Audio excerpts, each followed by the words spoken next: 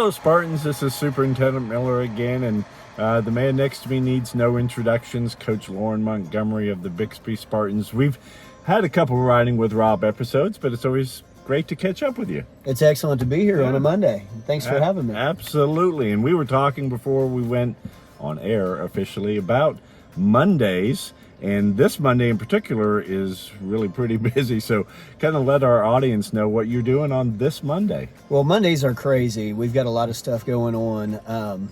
Extremely hectic. I think no one in the district probably works harder than our JV football players on Monday because, of course, those guys are going to practice, they're going to lift weights, and then they're going to play a JV game. And then on top of that, we've got 2 JV 8th grade games, 2 JV 9th grade games, and then actually tonight a JV game here, and then second team will be going to Enid, so two varsity JV games or high school JV games. And so it's Grand Central Station around here. We got a lot of guys, but we kind of feel like you get better at football by playing football and having those opportunities. Well, that goes without saying. And just as a testament to your commitment to this program, who's driving the bus to Enid tonight? Well, no one really wants to travel out to all the way to Enid, but yeah, I'll be driving the JV Red team out to Enid this evening, and hopefully we'll have a good showing there. Well, that's fantastic. And you know, this is a busy time of the year. We've finished 6 games so far. We've got 4 important district games yet to come. But what does that look like once you get into the season? I know you kind of get into a routine and a groove. Got Broken Arrow this Friday at Broken Arrow. So talk to us about what that planning looks like throughout the week. Well, first and foremost, football players, football coaches are generally creatures of habit. We like each week to look pretty much exactly the same. And so I would say that our week begins on Saturday, the day after the game, and we bring the kids in, and the varsity guys will lift. The JV guys will go to film and watch film of their JV game from the previous week, and then we flip it. And us coaches will begin to get our data input and everything into the computer, and get an idea of what our upcoming opponent is doing. Everybody, divides and conquers and has their own assignments. And we come in on Sunday as a coaching staff, and that's when we meet. We discuss any special circumstances that we might have to deal with, personnel-wise, scheme-wise, whatever. And then we get going on our game plan. And so our coaching staff is up here usually till about 6 o'clock or 7, just depending on the opponent and how much work we have to get done on Sunday. And then Monday, we have JV games, as we discussed, and then also practice. Of course, our kids are lifting each day of the week in strength and conditioning class. And then Monday, in fact, all the offensive guys were up here at 7 or 7:15, depending on position, going through the game plan, meeting, watching some film this morning, and we'll practice for a couple hours and then get into the JV games. Tuesday will be very similar. We get the kids 6th hour at approximately 3 o'clock. We'll meet, get out on the field, practice at 3:30 to roughly 5:30. And then Wednesday we'll shorten practice up just a little bit, and then Thursday we'll shorten it up more and have a team dinner. Friday on game day, when we get the kids 6th hour, they'll come over. We'll do a street clothes walkthrough. We'll go through our openers. We'll go through head count on special teams, and then we're kind of in our pregame routine, which is basically the same each week. It'll change depending on if you have to travel to Oklahoma City, if it's a home game, if we're traveling to Broken Arrow like this Friday. So, and then we rinse and repeat. Wow. What I didn't hear in that whole description was the days off. Yeah. Those are before and after the season? Well, if we happen to have a Thursday game, like we've had 2 of those this year, the coaches and the players will generally take off that Saturday. And then, because we kind of gain a day, and we have to compress some practices, and so that's nice. And then also we have a bye week before district play in our schedule these last 2 years, and so we'll get a day off in there during that time as well. And I know your families appreciate that extra day at home. So I know with moving up to 6A1 and with the schools in Moore and Norman, and with those Thursday schedules, there's more travel involved, more time commitment there. So what do you do with your team to kind of prepare them for that? Because getting on a bus for 2 hours and going all the way to Moore or Norman and then playing a game and then having to make that long trip back, are there some logistics that you have to talk over with them to get them ready for that? Of course, and I think one of the biggest things, maybe earlier in my career, I took for granted that you've got a whole large group of sophomores that haven't ever had to take a road trip or travel, and so letting those guys understand, hey, what your behavior looks like on the bus, what we're going to do when we get to the locker room, how we leave the locker room after the game, and how we leave it better than it was before we got there. And so if the guys aren't doing it the way you want, it's probably my fault for not communicating that well. And so a couple weeks ago, we went down to Moore as our first road trip, and so I thought our guys handled that really, really well. But that's something that we addressed the whole week in practice leading up to it. I know that some of the guys on our staff like road trips because we feel like we can control some of the variables just a little bit more.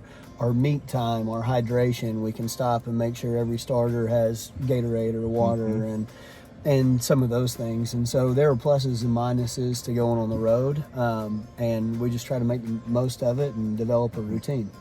So do you think some of that structure and those high expectations that you set helps these guys really stay grounded? Because let's face it, the team's been immensely successful for many years now, and it would be easy, especially with adolescent boys, for them to just kind of say, I'll just mail it in, this team's not very good, and not to bring their best performance. But what I've seen in almost every game is that they hit it hard to start every game, and I think that's part of our success, is that we don't look past any opponent and we bring our best. So how do you establish that in this program? Well, I think we've had some really good leaders in the past. Every team has not been that way, but the last several years we've had some groups that are extremely diligent about the way they prepare and how they want to be relentless in their pursuit of excellence. And like this year we've got guys like Hank Puckett and Sam McCormick and Brody Duffel and guys that really know what it looks like to prepare, and they had great examples from guys like Brennan Presley and Jack Puckett, and you could go on and on and on. And I think developing a culture or an expectation within a team that we want to be our very best. It doesn't matter who we're playing. We want to prepare a certain way, and then when we come in Saturday we put the film in. That's your body of work for everybody in that room to see. Yeah, and those freshmen and sophomores get to be on that film too, because we had a lot of freshmen and sophomores playing last Friday particularly. Right. And so they get to see the difference between themselves and the starters, and how they recognize plays and make those plays on the field. But it's really got to be exciting, and I know our younger players look up to people like Hank Puckett and some of those leaders and want to emulate them and become just like them. And I know from my experience in the Marines, it becomes more, you are not just accountable to your leaders and your coaches, you're really accountable to each other, because you know that if you make a mistake, somebody else could get injured or play may fall apart, but that you're responsible for taking care of yourself. And as long as you're doing that, the team will take care of itself as well. So, Coach, last time I asked you some trivia questions, like your favorite vegetable, and I know we've got Brussels sprouts, and we'll continue to debate that issue, but there's been a lot of football movies made over the years. Is there one in particular that kind of rings out to you that when you need some motivation, when you want to go see a film that inspires you, is there a football movie out there that you fall back on and say, that's a great movie? Well, I would say probably one from my high school time. That's, it's probably a B movie. It's not the highest quality movie, but we loved it when we were in high school, and I've always enjoyed watching the program.